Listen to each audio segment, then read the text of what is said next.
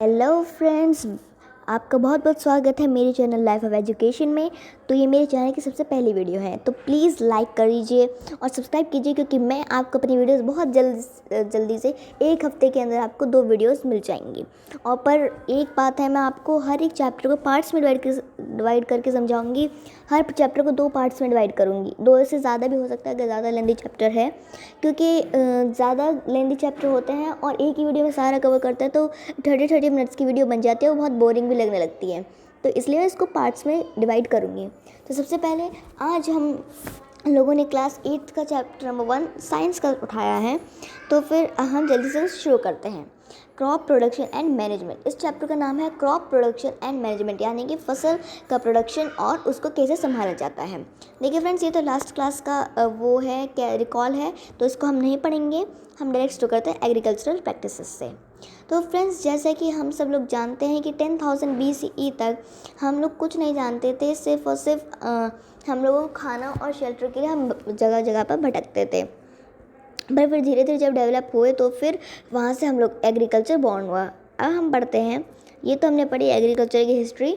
हम पढ़ते हैं व्हाट इज़ अ क्रॉप, यानी कि क्रॉप क्या होती है। जब सेम टाइप के प्लांट्स कल्टीवेट किए जाते हैं एक बड़े लार्ज स्केल, मतलब एक बड़े लैंड पे कल्टीवेट किए जाते हैं, उसे हम कहते हैं क्रॉप। सारे सेम टाइप के प्लांट्स, फॉर एग्जांपल अगर कहीं पे बहुत सारे गेहूं के क्रॉप में, तो फिर उसे हम कहेंगे ये गेहूं की फसल है। किसकी फसल है? गेहूं की फसल है। हम पढ़ते हैं, आगे पढ़ते हैं। You already know that crops are of different, हम सबको पहले ही पता है कि क्रॉप्स जो हैं डिफरेंट टाइप्स के होते हैं। जैसे कि सीरियल्स के होते हैं कुछ क्रॉप्स, कुछ वेजिटेबल्स के होते हैं जैसे कि आलू की, बैंगन की, डिफरेंट टाइप्स के होते हैं। कुछ फ्रूट्स की भी होती हैं। इन सबको हम सीज़न के बेस पे क्लासीफाई कर सकते हैं। जैसे ये हम सब जानते हैं कि India is a vast country, India एक बहुत बड़ी कंट्री है। सॉरी फ्रेंड्स, ये थोड़ा सा ऊपर नीचे हो जाता है, I am very very sorry. कोई बात नहीं, चलिए अब बिना किसी रुकावट के स्टार्ट करते हैं।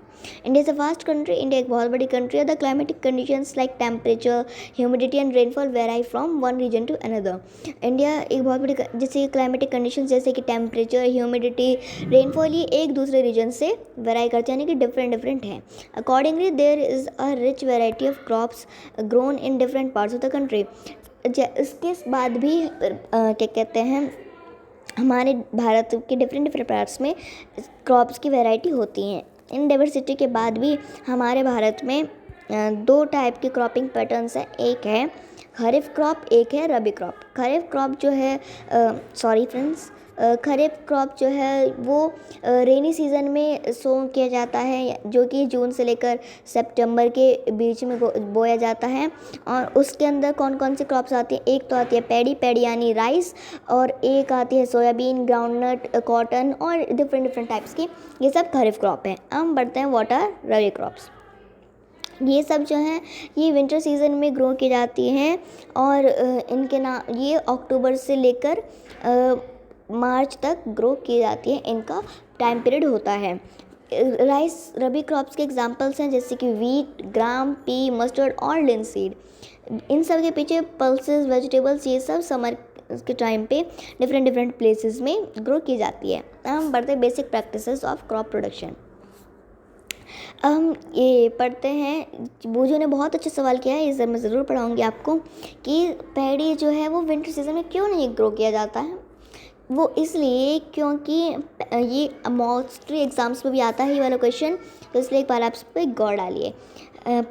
तो फिर पहेली ने इसका आंसर दिया कि पैडी को बहुत ज़्यादा पानी चाहिए होता है। मीठे से राइस को, आपने देखो अगर राइस को घोटे पानी तक में बोया जाता है, तो इसलिए इसको रेनी सीज़न में उगाया जाता है। हम पढ़ते हैं cultivation of crops involves several activities undertaken by farmers over a period of time. You may find that these activities are similar to those carried out by a gardener. तुमको ये same लगेंगी जो कि गार्डनर करता है और जो एक फार्मर करता है, ये सब दोनों सेम होती हैं। अब हम पढ़ते हैं एग्रीकल्चरल प्रैक्टिसेस। तो फ्रेंड्स, यहाँ से हमारा चैप्टर स्टार्ट होता है। ये पूरा चैप्टर इसी एग्रीकल्चरल प्रैक्टिसेस के बारे में ही है। तो फ्रेंड्स, सबसे पहला हमारा स्टेप होता है प्रिपरेशन ऑफ सॉइल, दूसरा सोइंग एक होता है, तीसरा adding manure and fertilisers, fourth irrigation, fifth protection from weeds, sixth harvesting, seventh storage. तो फ्रेंड्स, इस वीडियो में मैं आपको सिर्फ और सिर्फ थर्ड तक पढ़ाऊँगी, थर्ड तक एडिंग मैन्योर एंड फर्टिलाइजर्स तक। सबसे पहले हम बिना किसी देरी के शुरू करते हैं प्रिपरेशन ऑफ सॉइल, यानी सॉइल किस तरह प्रिपेयर किया जाता है। प्रिपरेशन ऑफ सॉइल जो है क्रॉप को ग्रो करने का सबसे पहला स्टेप होता है और बहुत इम्पॉर्टेंट भी, क्योंकि अगर सॉइल ठीक नहीं होगी तो उपजाऊ मिट्टी नहीं होती है तो फिर क्रॉप भी ढंग से नहीं होती है। इसलिए हमको सबसे पहले मिट्टी को लूज़ करना पड़ता है, जो कि रूट्स को पेनिट्रेट होने से बचाता है। The loose soil allows the roots to breathe. Loose soil जो है वो रूट्स को ब्रीथ करने में, यानी कि सांस लेने में हेल्प करती है। अगर सॉइल लूज़ नहीं होगी तो फिर प्लांट्स मर जाएंगे, सांस नहीं ले पाएंगे। तो इसलिए अब हम पढ़ते हैं the लूजन soil helps in the growth of earthworms. जो लूजन सॉइल होती है उसमें अर्थवॉर्म्स और डिफरेंट जैसे जो फार्मर के फ्रेंड होते हैं वो पैदा हो जाते हैं, और जो कि क्रॉप को और ज़्यादा फर्टिलिटी उसमें बढ़ा देते हैं और ज़्यादा फर्टाइल कर देते हैं। अब हम लोग आगे बढ़ते हैं।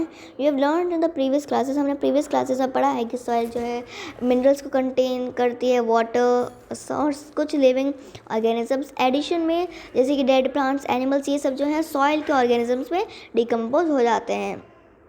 इस तरह various nutrients in the dead organisms are released back, और फिर जो डेड ऑर्गेनिजम्स में जो न्यूट्रिएंट्स होते हैं वापस चले जाते हैं सॉइल में, और ये न्यूट्रिएंट्स जो हैं प्लांट्स इन सब को एब्जॉर्ब कर लेते हैं अपने अंदर, और फिर वो एक हेल्दी प्लांट बन जाता है। हम आगे बढ़ते हैं। Since only a few centimetres of the top layer of soil supports plant growth. सिर्फ और सिर्फ फ्यू सेंटीमीटर की टॉप लेयर जो है प्लांट को की ग्रोथ को सपोर्ट करती है। Turning and loosening of soil brings the nutrient soil. जैसे कि अब हम सॉइल को लूज़ करते हैं, टर्न करते हैं, तो फिर ऊपर से जब खुदाई होती है तो नीचे की जो मिट्टी है वो नीचे की उपजाऊ मिट्टी ऊपर आ जाती है, फिर प्लांट्स को उसमें से न्यूट्रिएंट्स मिल जाते हैं। दस turning and loosening of soil is important और कल्टिवेशन ऑफ क्रॉप्स। तो ये क्रॉप्स की कल्टिवेशन के लिए बहुत ज़्यादा इम्पॉर्टेंट होती है। इस प्रोसेस को हम टिलिंग या प्लॉइंग भी बोलते हैं। अब हम आगे बढ़ते हैं। ये जो है प्लॉ की मदद से होती है, प्लॉ यानी कि हल। यहाँ पे पिक भी दिया गया है और वो उसमें हल के बारे में बताया गया, हल के पार्ट्स के बारे में, वो हम आगे जाके पढ़ेंगे अभी इस चैप्टर में। Ploughs are made of wood and iron. हम सबको पता है कि हल जो है लकड़ी का और लोहे का बना हुआ होता है। If the soil is very dry, अगर मिट्टी बहुत ज़्यादा बंजर जैसी है, मतलब बहुत खद्दड़ सी है, सूखी है, तो फिर उसमें सबसे पहले हमको प्लॉइंग करने से पहले हमको उसमें वो क्या कहते हैं, वो पानी डालना पड़ता है। द प्लॉड फील्ड में have big clumps of soil called crumbs. Ploughed field मतलब जिसको में वो क्या कहते हैं, खेती हो चुकी है, जिसमें वो हल चल चुका है, उसमें कुछ क्रम्स मिलेंगे। जैसे वो चलती है तो नई मिट्टी होती है तो उसमें उसको कुछ ऊपर पत्थर भी आ जाते हैं, जिन्हें हम क्रम्स बोलते हैं। क्या बोलते हैं? क्रम्स बोलते हैं। Levelling the field is beneficial for sowing as well as for irrigation. Field की लेवलिंग को हम बेनिफिशियल भी है इरीगेशन के लिए भी और बहुत सारी चीज़ों के लिए। Levelling of soil is done with the help of leveller. Levelling of soil किस चीज़ की मदद से की जाती है? लेवर एक टाइप का टूल है। Sometimes manure is added to the soil before tilling. कभी कभी खाद, मैन्योर का मतलब होता है खाद, जो कि सॉइल में डाल दी जाती है टिलिंग करने से पहले, मतलब प्लॉइंग करने से पहले। This helps in proper mixing of manure with soil, जो कि सॉइल की मिक्सिंग के लिए हेल्प करती है। The soil is moisture before sowing. Soil को हम मॉइस्चराइज कर देते हैं सोइंग करने से पहले। सोइंग और आगे के स्टेप्स हम इस चैप्टर में ही आगे पढ़ेंगे, इस वीडियो में भी। हम बढ़ते हैं agricultural implements. Before sowing the seeds it is necessary to break soil clumps. बीज डालने से पहले ये बहुत नेसेसरी होता है कि हम वो पत्थर से फोड़ दें, क्योंकि अगर वो पत्थर अटक जाते हैं तो उसकी वजह से बीज उग नहीं पाता है। This is done with the help of various tools. ये डिफरेंट टूल्स की मदद से किया जैसे कि प्लॉ यानी हल, हो एक टाइप का वो है, क्या कहते हैं उसे, टूल, और एक कल्टीवेटर भी। कल्टीवेटर कुछ इस टाइप का दिखता है, हो इस टाइप का दिखता है कल्टीवेटर की। अभी मैं आपको नीचे जाकर दिखाती हूँ। ये देखिए, कल्टीवेटर कुछ इस टाइप का होता है। अब हम आगे बढ़ते हैं। What is a plough? Plough एक हल होता है जो कि पुराने ज़माने से यूज़ किया जा रहा है सॉइल को टिलिंग करने के लिए और उसमें फर्टिलाइजर्स डालने के लिए। वीड्स वो होते हैं अनवांटेड प्लांट्स, वो भी हम आगे जाके पढ़ेंगे परंतु इस वीडियो में नहीं, नेक्स्ट वीडियो में। अब हम पढ़ते हैं this is made of wood and is drawn by a pair of bulls और अदर एनिमल्स। और ये बुल के पेयर के साथ खींचा जाता है, मतलब दो बैल लगते हैं और फिर उसको खींचते हैं जिसकी मदद से प्लॉइंग की प्रोसेस होती है। The indigenous wooden plough is increasingly being replaced by iron applause nowadays. आजकल वुडन प्लॉ जो है increasingly being replaced by iron applause nowadays. आजकल जो पहले लकड़ी का जो हल था अब वो आयरन का यानी कि लोहे का प्लॉ बन गया है। अब हम पढ़ते हैं हो क्या होता है। हो कुछ इस टाइप का होता है। इस पर एक बार मैं आपको मैं ऊपर थोड़े मैंने इसके पार्ट्स छोड़ दिए हैं बट मैं अब जाके उसको समझाऊंगी क्योंकि वो थोड़ा मेन पार्ट था और थोड़ा हार्ड सा भी, तो अब मैं समझाती हूँ आपको इसको। It contains strong triangular sorry क्या हो रहा है, हाँ, तो it contains a strong triangular, हल के अंदर एक स्ट्रॉन्ग ट्रायंगुलर लकड़ी सी होती है आयरन स्ट्रिप की, जिसको हम प्लॉशेयर क्या बोलते हैं प्लॉशेयर बोलते हैं। The main part of the plough is a long would. अगर प्लॉ में ये लकड़ी नहीं होगी तो फिर वो उसको हम हल नहीं कह सकते और इसके बाद वो काम भी नहीं करेगा, तो ये मेन पार्ट है। और उसको हम क्या बोलते हैं, वुडन लॉक बोल दो या फिर इसको प्लॉ शाफ्ट बोलते हैं मेनली। तो अब हम पढ़ते हैं ये कॉर्नर में से जो होते हैं इसको हम बोलते हैं बीम, प्लॉ की बीम। हम जल्दी से आते हैं हो पे।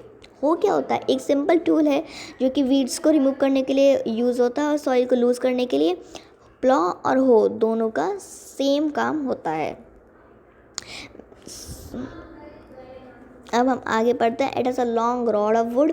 उसकी एक लॉन्ग रॉड भी होती है वुड की, इसकी होती है हो की, वुड की भी होती है, कुछ आयरन्स की भी होती है। और strong broad and bent plate, और ये नीचे को एक पैलेट सी होती है, इसको हम बेंट प्लेट भी बोलते हैं। अब आगे का पढ़ते हैं हम। Iron is fix to one of its end, और इसके कॉर्नर में आयरन फिक्स होता है। अब चलिए हम नीचे पढ़ते हैं और नीचे चलते हैं।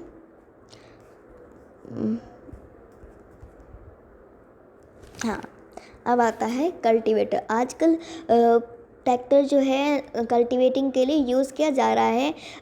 लेबर इसको यूज़ करती है और ये हमारा टाइम भी बचाता है और लेबर भी। अब हम पढ़ते हैं सोइंग। अब हमारा नेक्स्ट प्रैक्टिस जो है वो है सोइंग। सोइंग भी एक इम्पॉर्टेंट पार्ट है क्रॉप प्रोडक्शन, क्योंकि before sowing good quality and healthy seeds of a good variety are selected. उससे पहले सोइंग करने से पहले सारे बीजों को लेके हम उसमें छांटते हैं कि कौन सा अच्छा है और कौन सा बेकार। अब इसके लिए क्या से करते हैं, अभी इस एक्टिविटी में पढ़ेंगे। हम क्या करते हैं, एक बोल लेते हैं, उसमें सारे सीड्स को पानी से भरा हुआ बोल लेते हैं, उसमें सारे सीड्स को डाल देते हैं। कुछ सीड्स जो ऊपर तैरते रहते हैं वो तो खोखले होते हैं अंदर से और वो होते हैं बेकार सीड्स, और जो नीचे रह जाते हैं वो होते हैं गुड सीड्स और हेल्दी सीड्स कहते हैं जो कि अंदर से भरे हुए होते हैं। ये बहुत अच्छा मेथड है सेपरेट करने का। और अब हम बढ़ते हैं ट्रेडिशनल टूल। पहले ज़माने में सोइंग कैसे की जाती थी, पहले ज़माने में एक फ़नल सा होता था, उस फ़नल को हल के पीछे लगा दिया जाता था, बैल आगे आगे चलता था और उसके पीछे पीछे उसमें से बीज निकलते रहते थे। अब हम आगे बढ़ते हैं। Adding manure and fertilisers. देखिए सोइंग बहुत छोटा सा था, अब हम एडिंग मैन्योर एंड फर्टिलाइजर्स जल्दी से पढ़ेंगे। इस वीडियो में मैं आपको adding manure and fertiliser short में समझा देती हूँ और नेक्स्ट वीडियो में आपको मैं पूरे डिटेल से समझाऊंगी। ओके, इसको मैं शॉर्ट में समझा देती हूँ कि मैन्योर एंड फर्टिलाइजर्स ये दोनों प्लांट्स की हेल्थ के लिए होते हैं। मैन्योर का मतलब खाद समझ लीजिए, फर्टिलाइजर दोनों सेम होते हैं। मैन्योर एक ऑर्गेनिक कंपाउंड होता है, फर्टिलाइजर एक केमिकल कंपाउंड होता है। आजकल तो क्या कहते हैं फर्टिलाइजर्स ही मोस्टली यूज़ होते हैं, इसलिए मैन्योर थोड़ा कम यूज़ होता है, परंतु मैन्योर ह्यूमस देता है सॉइल को बट फर्टिलाइजर्स नहीं देते हैं। तो थोड़ी सा आपको समझ में आ गया होगा, तो नेक्स्ट वीडियो में हम पूरा इसका कंसेप्ट क्लियर कर लेंगे। क्योंकि इसके डिफरेंसेस आप देखिए नीचे, वो डिफरेंसेस एक बार पढ़ के देखिएगा और नेक्स्ट वीडियो में तो मैं तो ज़रूर पढ़ाऊँगी। तो अब तब तक के लिए बाय बाय फ्रेंड्स, मैं जल्दी नई वीडियो लेकर आऊँगी।